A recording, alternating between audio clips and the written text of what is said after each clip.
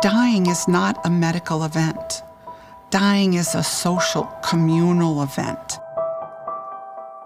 And when we're at the bedside of someone who's dying, it is all about the community, about the togetherness, not about the medical stuff that's going on. But families don't know that.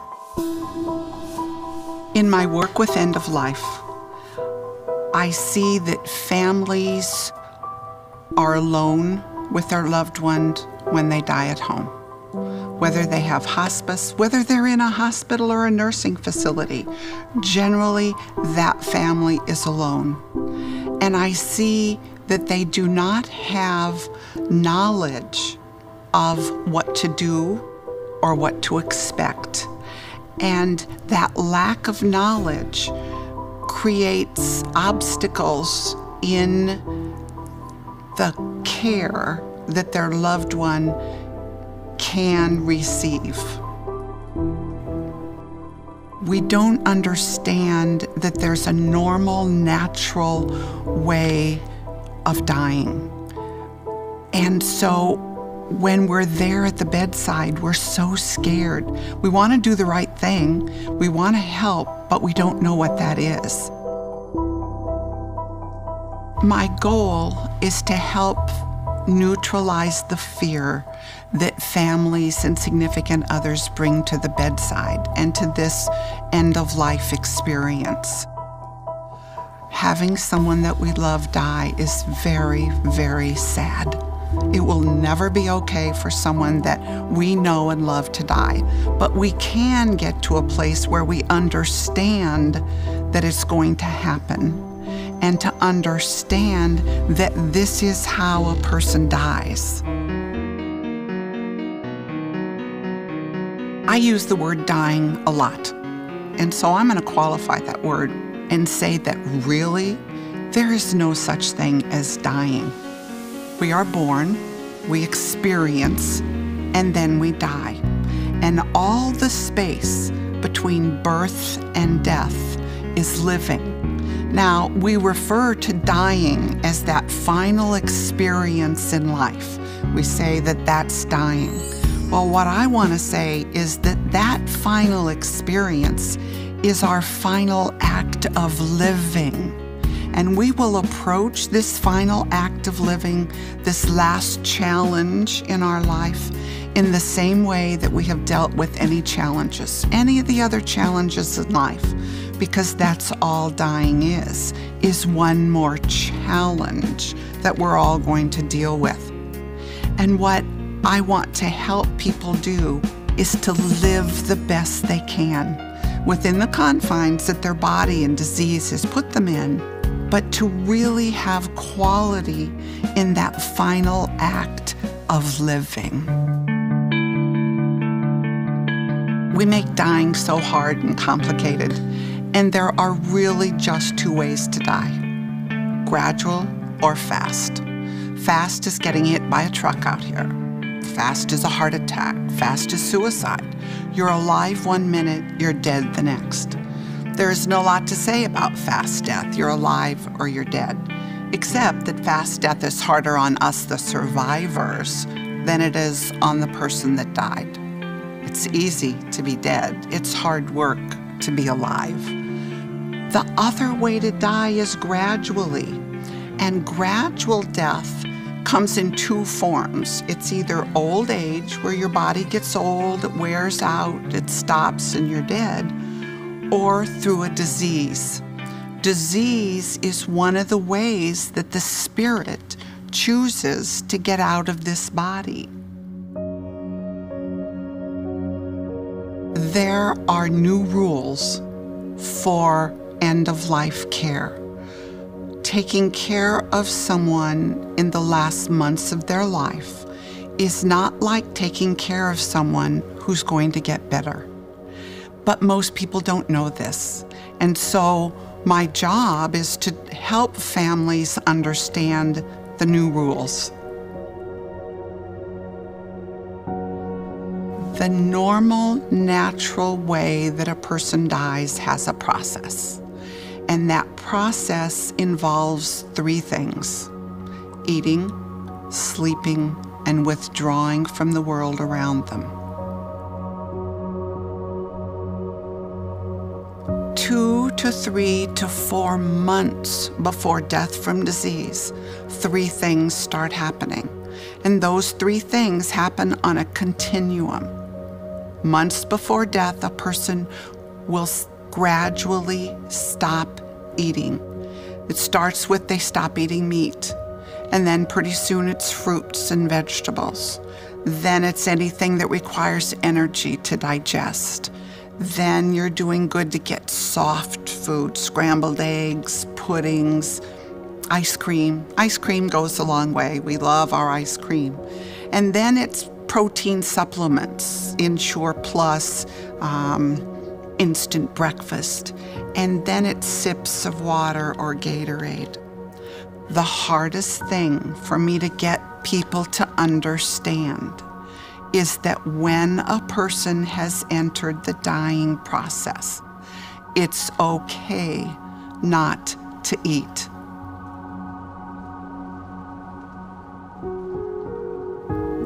Food is what holds us in our body. Food is the anchor that holds us, that gives us grounding.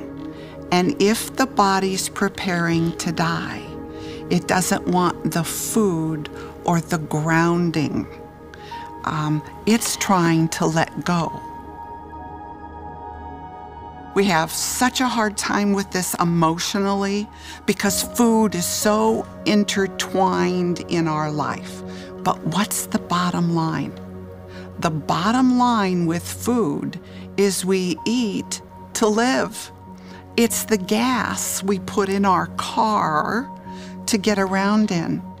And if the body's preparing to die, then all by itself, it will cut back and stop eating. And what I've learned is that they want to eat. They want to eat for us because they see what it does to us when they don't eat. But the new rule is not to force food. Always offer, just don't force. On this continuum, at a point of about here, a person will not be taking in enough fluids for hydration. And then I'll often hear, well, we better get an IV going because I don't want mom to get dehydrated. The new rule is that dehydration is part of the normal, natural way that a person dies.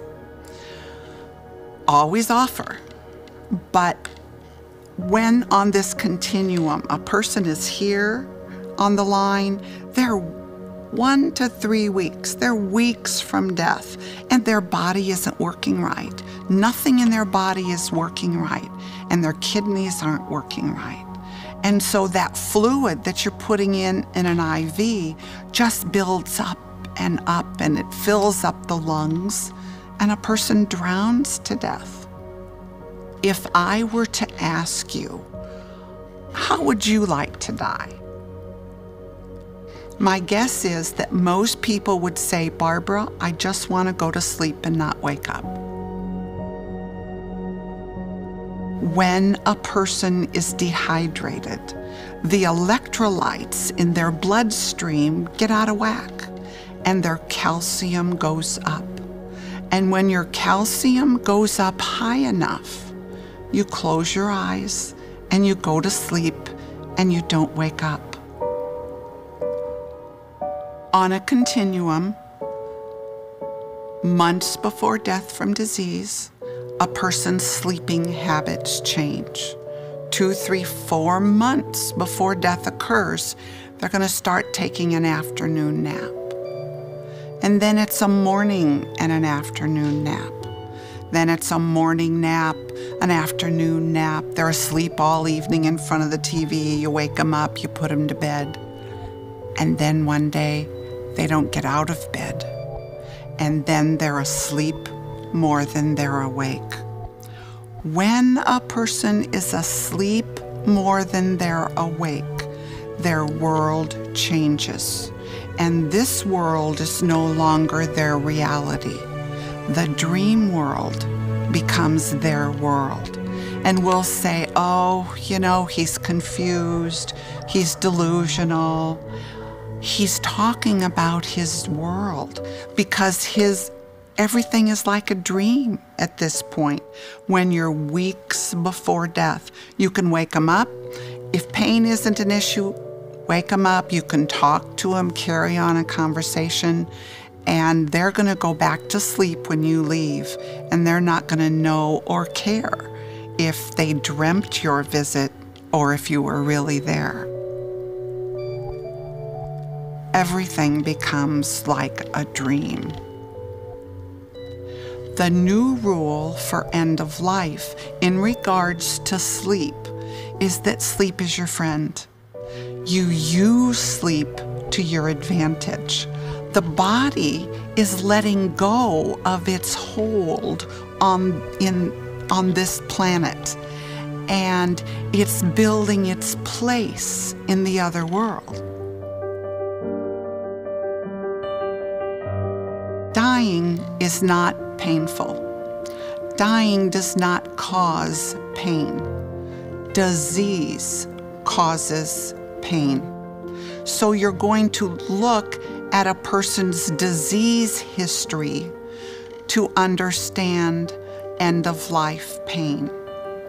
We watchers of the dying process are identifying it as it looks painful. Dying itself is not. The person's so removed from their physical body that they don't experience it in the same way that we who have a firm grip on this planet feel it.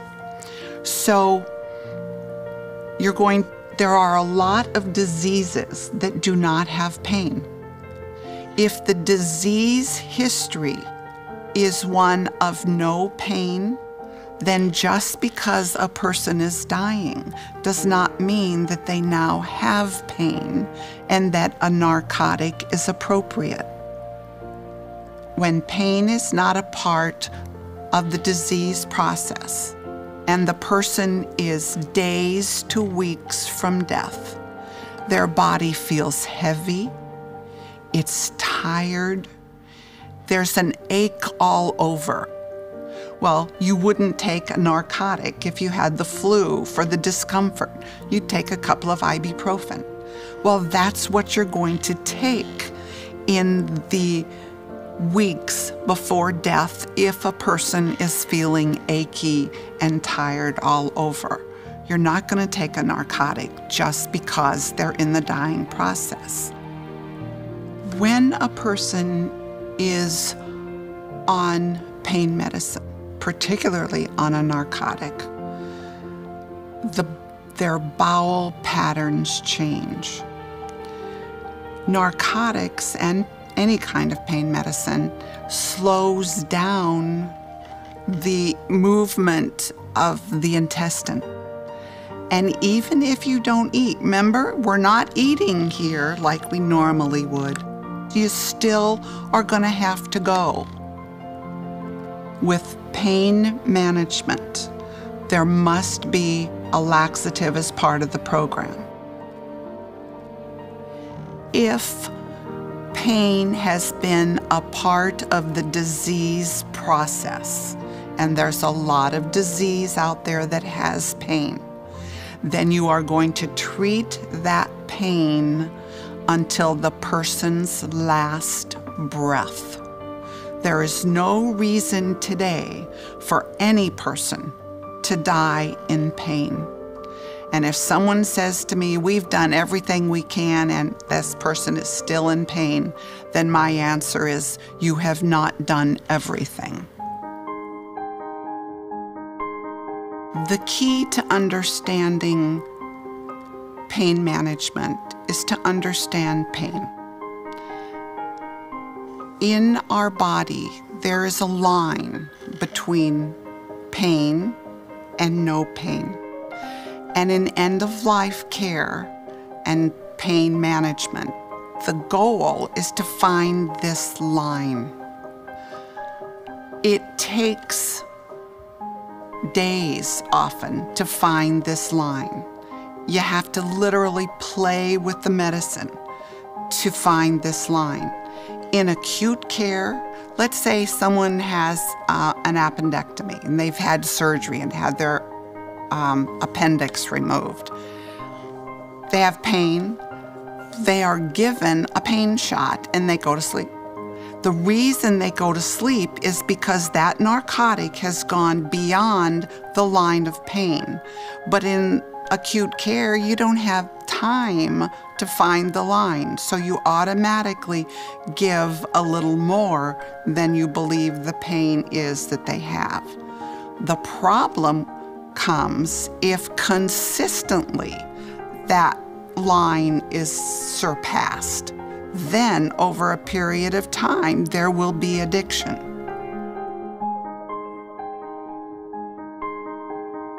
The other fear that people have is that you're going to overdose. Well, end-of-life professionals are experts in pain management, in end-of-life pain management. They know that they have to find this thin line.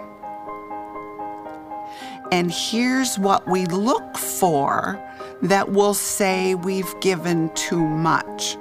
It starts over here, the person goes to sleep. Well, now that's kind of a two-edged sword in that they can be totally exhausted and go to sleep for the first time in a long time. But you're going to watch that sleeping. And then the next thing that's going to happen is they're going to have slurred speech, thick tongue. They're going to be confused. And then it's seeing little green men on the ceiling. And then their breathing slows down and gets slower and slower. And then they stop breathing. But there's all these things that we look for that say we have exceeded the line between no pain and pain. And what do you do when you've exceeded it? You cut back on the medication. You cut back maybe on the time that you're going to give it next. You cut back on the amount. Now, let's talk about time, because what often happens is we find this line and the person is comfortable. And then the next time I go into the home, I hear, oh, you know, he was doing so good that we stopped taking the pain medicine. And now he's hurting again. Whatever's there causing the pain, it's still there. So you have to keep the cover on. And that means you have to take the medicine around the clock on a regular basis. The person that's dying is processing their life on many levels. Consciously, months before death, unconsciously, in the hours to minutes before death. On many, many levels, they're saying, what have I done? Who have I touched? What has life been about? We're not just addressing the physical. On the emotional level, the person is frightened. All of us are going to be afraid to some degree when it comes time to die. We're entering the unknown. And no matter what our belief system is, we're still going to be frightened to some degree when it comes time to die. We're going to be mentally processing our life with the what have I done, who have I touched. And spiritually, we're on many levels saying, what's real? What's true? What do I believe? What do I believe happens when a person dies? We may not share any of this information at all with those people around us. When a person is hours to minutes before death, they are generally non-responsive. They may be talking, they may be moving, but they don't respond to this world around them. It is a lot easier to talk to someone who's not going to argue back with you. And so this is the time to go in alone and talk to the person that's dying, the person you care or don't care about, because there's no perfect relationship. There's no "it's always been great" relationship. And because the person who's dying is processing their life, it helps them and it will help you if you talk to that person and say what's in your heart. Talk about the good times. Talk about the difficult times. Talk about the positive aspects of the relationship. Talk about the negative aspects of the relationship. It will be good and helpful for both of you.